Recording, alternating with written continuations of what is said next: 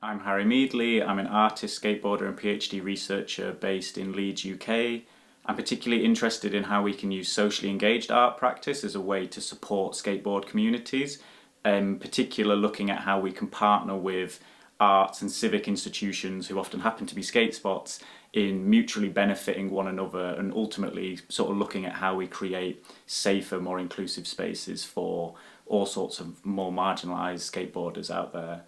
In a similar vein, want to think about Indy's wonderful prompts of skate and create, skate and educate, and skate and regenerate, more about what we maybe need to use those things to benefit skateboarding. So skate and create, I think, primarily is just about how we create safe and inclusive spaces for skateboarding, particularly street skateboarding, because all the wonderful things so many of us can talk about that we learn from skateboarding, or that we create within skateboarding or whatever, is only those who have the privilege to access it. And so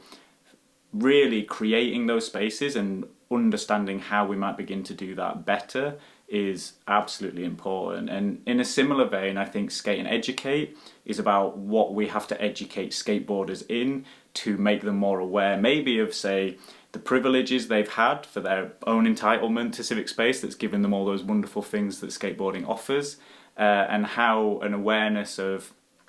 all those people that are actually excluded by their actions, whether they intend it or not, is really vital to making that shift. And then skate and regenerate, I think skateboarding has been sort of quite wonderfully regenerating itself over the last few years, but I think there's a lot more to be done in terms of like the core, so-called core of skateboarding, skateboard media, skateboard industry, that goes beyond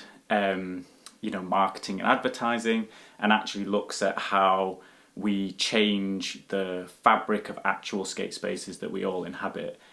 Because I think without that on a really local level, there's still going to be a massive amount of exclusion happening.